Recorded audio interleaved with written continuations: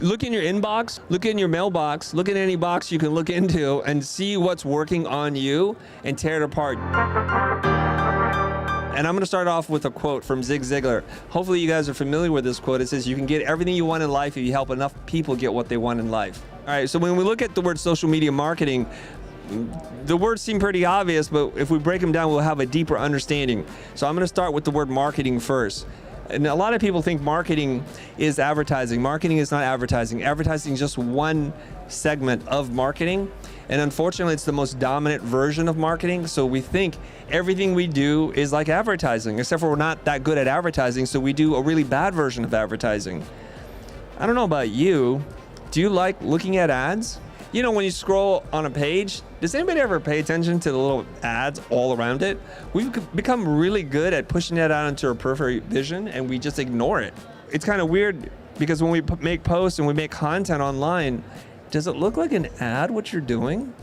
Are you trying to sell me something? Sometimes it feels that way. Or you're trying to promote yourself, and that's the problem.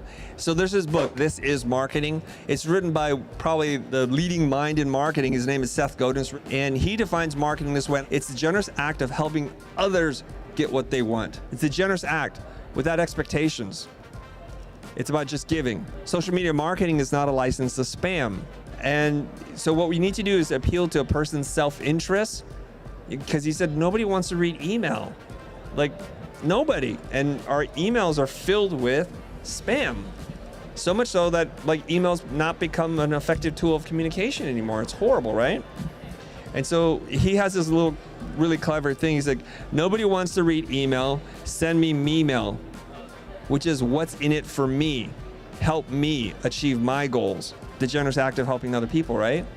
And he says the internet, unlike radio and television, is the first mass communication medium. It was not specifically designed to sell advertising.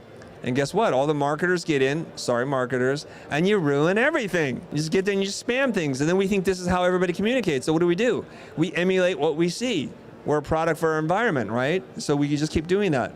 The second book that I read from Seth Godin is called Permission Marketing. The way that we do this, we volunteer to participate in a long-term marketing campaign where we get increasing value. That sounds pretty good to me, right? Does anybody here sign up for an email for anything? What do you sign up for? What kind of marketing? Yeah. I signed up for Outside Magazine. So what do you get from them that you're willing to give them your email address and to read their messages? Cool videos. Okay. Gear recommendations, athlete profiles. This is perfect. That's a really good answer. So they're giving you value, and so they're giving you something that you anticipate that's relevant to you. Those are two of the three criteria required for permission marketing. And what would they do to break that trust so that you would then unsubscribe? Try to sell me too much stuff. Okay, is there a balance for you? Yeah, I think, and they're on the right side of it for now. Okay, can you tell us what that might be so we can learn from it? One of the way they balance it is they give me what I want first, and then they sell me at the bottom of the email. Okay. So I'm like, if I'm interested, fine, but I'm not hit with it over the head every I like open. that. So there's something about sequence and proportion, ratio. Okay, so we should make a note of that. So the sequence is lead with value and then go for the ask. And if the ask is too far up, we just feel turned off by the whole thing. And if it's not genuine value, then we can see right through it and it's a ploy. Here's the weird thing though. Do you know this? Like, we love to buy. All of us love to buy. And you know what we hate? We hate being sold to. It's kind of this weird paradox, right? We love to buy, but we hate being sold to. So when they do gear recommendations, they're helping you to buy, but they're also helping to sell. Kind of interesting, right? So think about your business. Is there something that you can do that encourages or informs people of what they want to do, so you empower them without selling to them?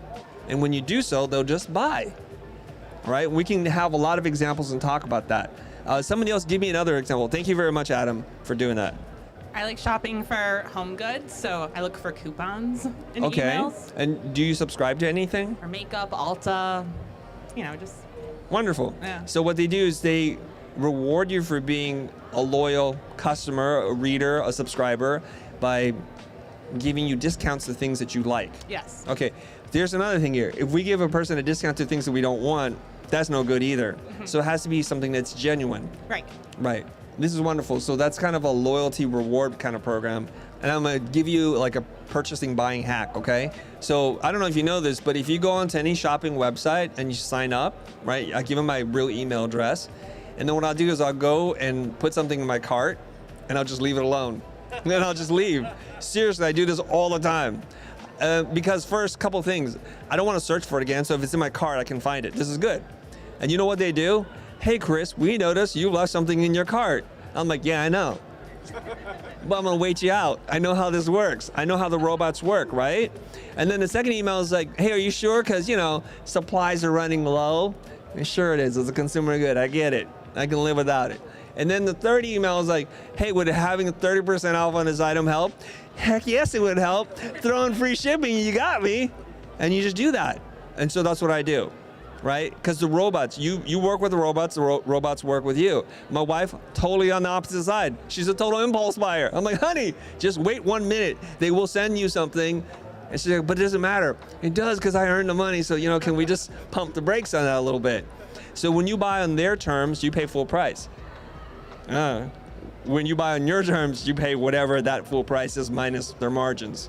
Now, I'm not just saying that to help you buy more stuff. I'm saying that because you get to study how professional marketers market to you. Jim Rohn says this, success leaves clues. All you have to do is bend over, pick them up. Pick up the clues. Study how they talk to you. How long are the emails? Where do they go for the ask? How often are they sending you things that are relevant? And when you're annoyed, write down what annoys you. And keep a document, a running document.